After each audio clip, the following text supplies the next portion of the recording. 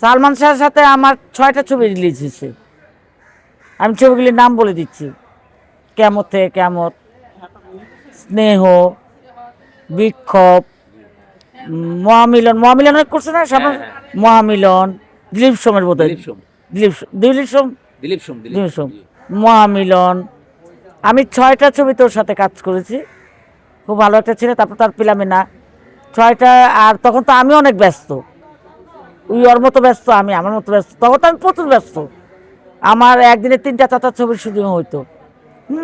তখন দিলদার মর্জিনা ওর সাথে আমি 6টা ছবি আমার রিলিজ হয়েছে, একটা ছবি রিলিজ হতে পারে নাই জীবন রহমানের, জীবন চৌধুরী বোধ হয়, ওই ছবিটা রিলিজ হয়নি, মানে অতটা কাজ পায়নি তো ওই জন্য রিলিজ হয়নি।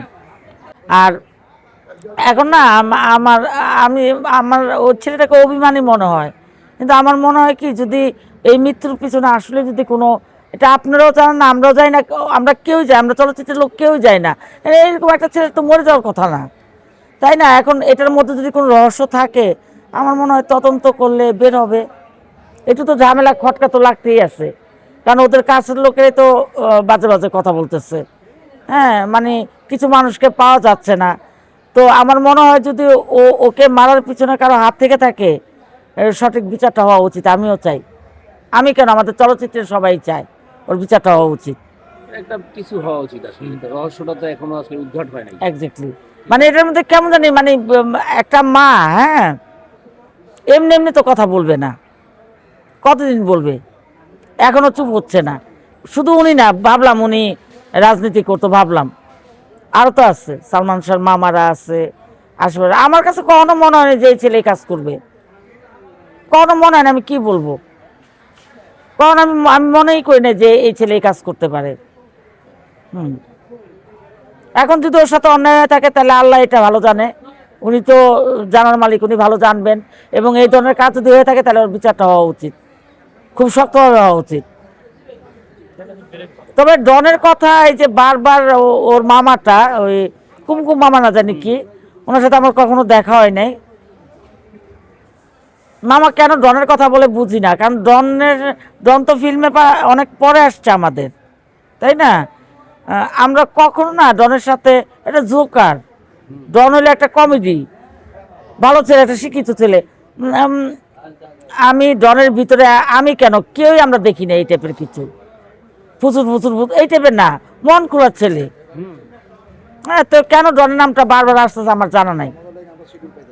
মানে আমার মনে হয় কি, যে ইচ্ছা করে ডনের উপরে চাপাই দিচ্ছে। ওনার ফ্যামিলির বোঝা উচিত, ওনার ফ্যামিলি কেন সন্দেহ করতেছে, এটা ঠিক না। সালমান না ডাকলে তো ডন যেতে পারতো না, সালমান ডেকে ডেকে তো ডনকে নিয়ে যেত। তোর দোষ কি? ওর তো কোনো দোষ নাই।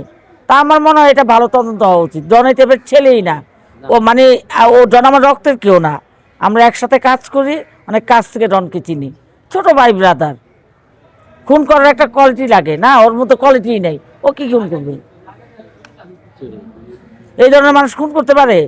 আর ওই যদি সালমান শাহর মতো একটা ছেলেরে খুন করতে পারতো, ওর এত বড় বুকের পাটা, ওই আবার বুক ফুলায় ঘুরে, ও তো পালায় যায়নি, ও তো লুকায় যায়নি। তাহলে এগুলি আসলে ওই কুমকুম মামাকে আমি বলবো, আপনি ঠিক মতো খোঁজ নেন, ওর বোটারে দিয়ে ওই অসুখী ছিল, এটাই সত্য।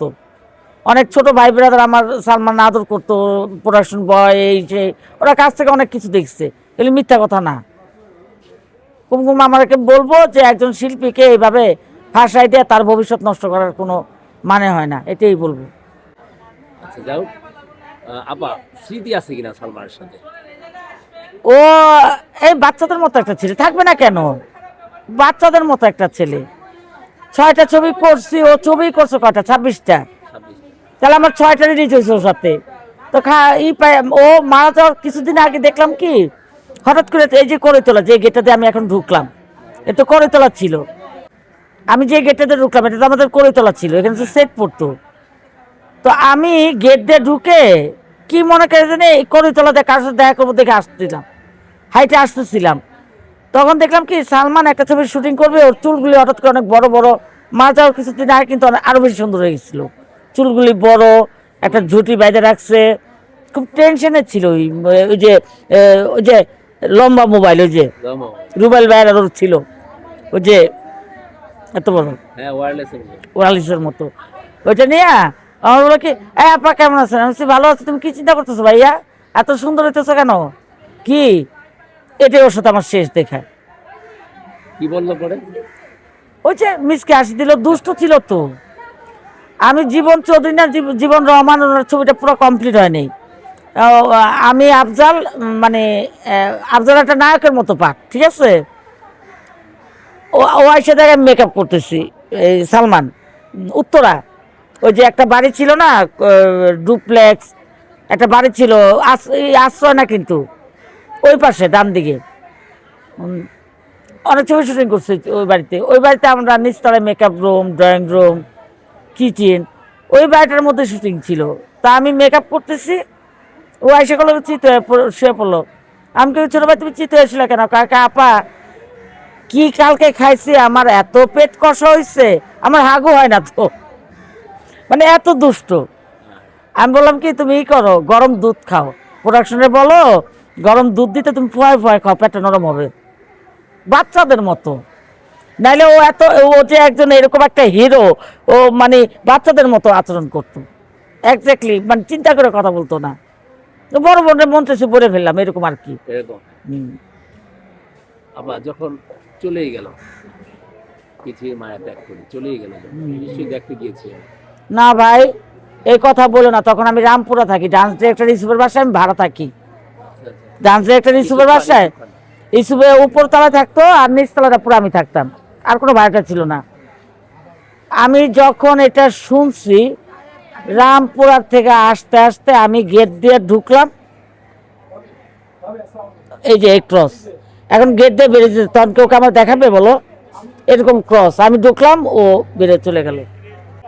এই জন্য ওর সাথে আমার, আমি ওকে, ওর ওর মৃতদেহটা দেখতে পাইনি, শেষ দেখাটা দেখতে পাইনি। দেখতে পারেন। আমি তার আগে একটা কথা বলে নিই, আমি যখন ঢুকলাম, সালমান স্যার ইটা চলে গেল, আমি ডলিজোর ভাবি, উনিও দেখতে পাইনি, আমিও দেখতে পাইনি, ঠিক আছে? উনি আর আমি দাঁড়ায় অনেক আফসোস করতেছিলাম। এর মধ্যে আমাকে ডলি ভাই বললো কি, একটু স্বপ্নের বাসায় যাবে? আমি কি, কেন ভাবি? স্বপ্ন তো ইন্ডিয়ান রোড থাকে, তখন স্বপ্নুর ইন্ডিয়ান রোডে থাকে। আমি হচ্ছে, কেন ভাবি? ওরই তো দেখতে পেলাম না, ওর অবস্থা বলে খুব খারাপ, এই শিল্পী সমিতিতে 3-4বার ফোন আসছে, একটু চল যাই সামলাই। তো যেহেতু ওকে আমি পাই নাই, তো আমি আর ভাবির গাড়িতে চলে গেলাম ইন্ডিয়ান রোড। সেখানে গিয়ে আমি এমন ঝামেলায় পড়লাম, আমি তো আর বেরোতে পারি না ভাই। পুরা বাড়িঘর, জনগণ আইসা, ইট পাক্কেল, বোন, এই ঠেট, লোকজনের জন্য বেরোতে পারতেছি না। রাত্রে 12টা না 1টা বাজে আমি বেরিয়েছি, বেরোয় রামপুরা গেছি। আর শাবনুর হলো খুব কান্না করতেছিল, আর ছোট্ট একটা কোরআন শরীফ, ওকে নিয়ে আমি গোসলখানায় গোসল করাই দিলাম। জলি ভাবি আটকে গেছে, আমি আটকে গেছি। পরে ভাবি আমাকে সে রামপুরা নামাই দিয়ে, উনি থাকতো ভূতের গলি। এখন আমার বাসা কিনছি বাংলা মোটর, উনি থাকতো ভূতের গলি। ভাবি আমাকে নামাই দিয়ে এসে পরে বাসায় গেছে। অনেক ধন্যবাদ ভাই তোমাদেরকেও, অনেক ধন্যবাদ দর্শকদেরকেও, যে তুমি আমাকে দেখলে ইন্টারভিউ নিতে চাও। আমি তো দূরে দূরে থাকি, কারণ ওই জীবনে এই জীবনটা একটু আলাদা, এই আর কি।